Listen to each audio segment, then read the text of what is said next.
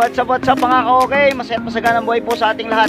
Coach Manny po muli, and for today's video ay kagaya ng sinabi ko, ipapakita ko sa inyo yung aking pagka-transplant, itong aking mga ipinunlang mustasa. Siguro naman napanood nyo yung aking tagumpay na pagpupunla itong mga mustasang ito. Ngayon po ay saan ko itatransplant ito, saan ko itatanim? Yan ko siya ililipat. Nakita nyo yung mga gulong na yan. Ngayon po ay share ko sa inyo yung ating mga maaaring gawin step by step. Sana po ay panoorin nyo mula simula hanggang sa huli para magkaroon kayo ng idea, diba, doon sa mga gustong magtanim dyan. Ang aking unang gagawin ay syempre kailangan i-cultivate ko muna yan.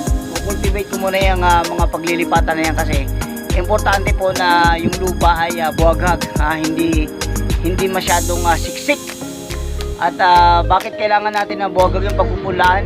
Yan, siguro abangan nyo sa aking mga susunod na video. I-share ko din sa inyo kung bakit dapat ay buwagag yung lupang gagamitin natin sa pagtataniman. Okay, so ngayon po ay ang una kong gagawin ay i-cultivate ko yan. Ayan po, importante na kailangang i-cultivate muna natin yung lupa.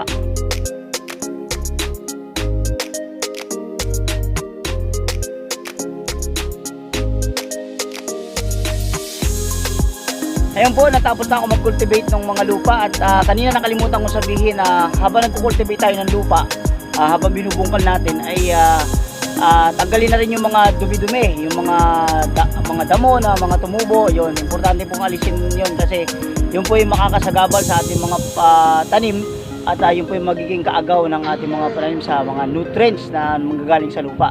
Ayun.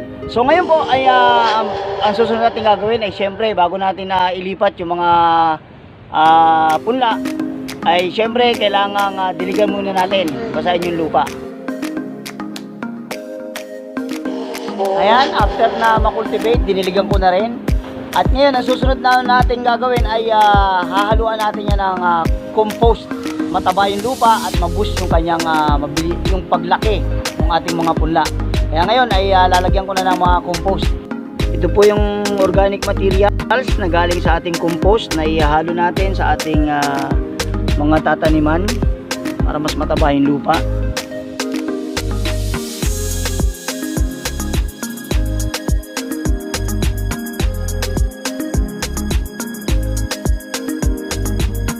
So ngayon po ay ready na yung ating lupa. Nalagyan ko na rin ng compost dyan.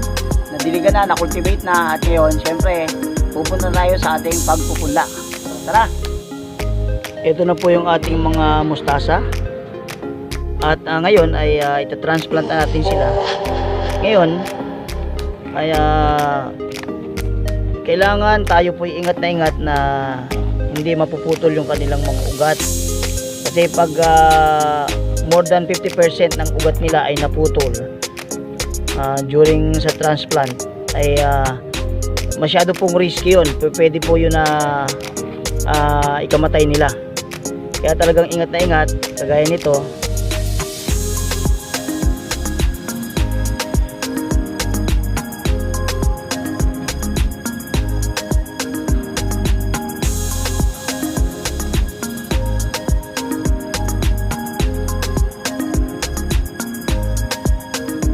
Ayan po, kung mapapansin nyo, ayan, nandiyan pa yung mga ugat nya. Lilipat na natin. So ayan,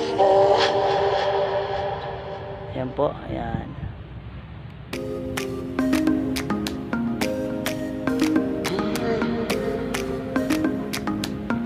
Ayan, so ganyan lang po makalipat. Siguraduhin natin na hindi matatanggal yung ugat.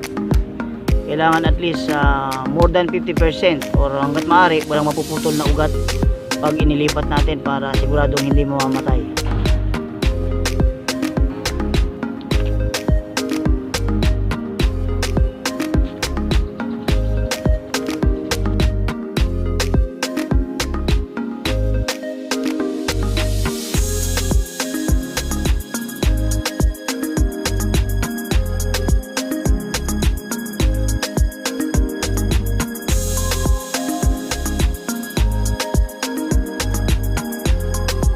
ayun, natapos ko na pong ilipat yung mga mustasa dito sa aking taniman. At ngayon ang pwede kong gawin after na mailipat natin yung mga tanim ay didiligan natin uli. At yun, pag-usapan natin yung pagdidilig.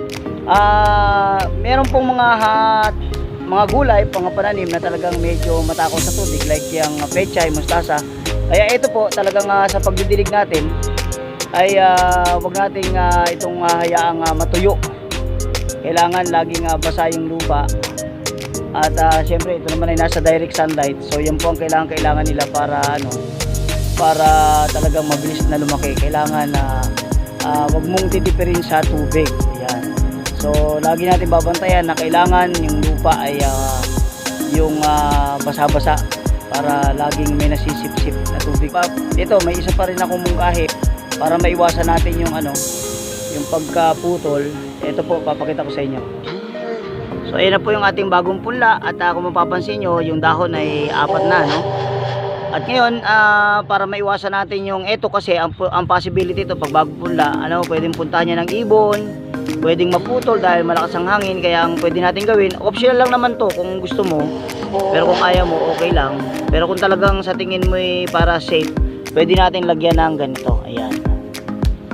So ito po ay magiging protection niya laban sa malakas na hangin at laban sa mga ibon na pwedeng tukain yung kanilang mga dahon. Ayan po. Ayan po, natapos na tayo ng pagta-transplant. Tapos na at sana po nagkaroon kayo ng ideya mula nung nag-start tayo kung ano yung ating mga gagawin sa pag tayo magta-transplant ng ating mga bagong punla. At ayun po, sana sa mga after mga ilang linggo i-update ko kayo dito sa development ating mga tanim na mustasa. Kaya ayun po, muli ay nagpapasalamat ako sa inyo sa mga nanood. At kung meron pong bago dyan, sana po ay pakisubscribe yung aking YouTube channel, Coach Manny. Pakiclick na rin po yung notification bell. At sa tingin nyo ay kung ito'y makakatulong sa ibang mga gusto magtanim, pakishare naman po yung ating video at pakilike. Ayun po, muli po maraming salamat. Mabuhay kayong lahat. God bless you all. Bye bye.